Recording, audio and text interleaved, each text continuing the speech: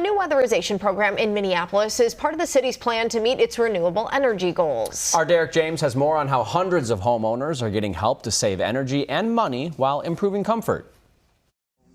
After walking and biking on a hot day, Can you say hi?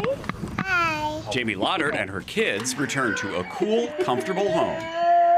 But that wasn't always the case. During the summer months, it would get to like 80, 85 degrees in my room, even with like the air conditioning running in the summer. In the winter, her son's room never got warmer than 65 with the heat on. Their closet was actually so cold that you couldn't leave the door open at all because otherwise it would get really, really cold in here in the winter time. For 5 years, Jamie and her husband dealt with their drafty home the best they could. Then last year, they discovered the city could help cover some of the cost. When we heard about this program, it was so great because we got to have the things that we couldn't really afford to have before that. The home weatherization program is a new part of the Minneapolis Climate Legacy Initiative.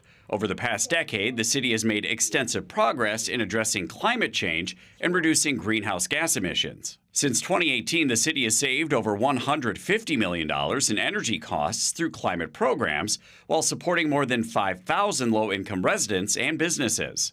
Everyone in the city of Minneapolis is eligible for some form of assistance. It depends on income, where folks live in the city, but for people that live in our green zones, there's up to $14,000 in match for every property owner. The process typically begins with a free visit from the city's Home Energy Squad.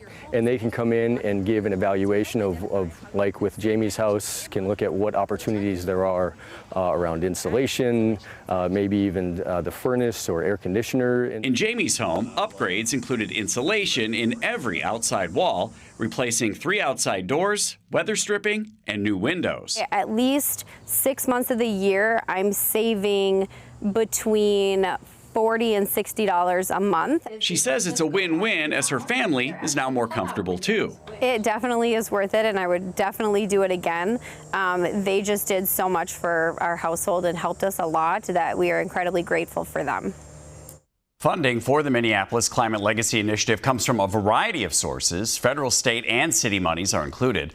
Last year, Minneapolis raised utility fees by an extra $12 per household on average annually to help fund its climate plan. And in Jamie's case, her home is over 100 years old. So obviously you saw there were a lot of things that needed upgrades.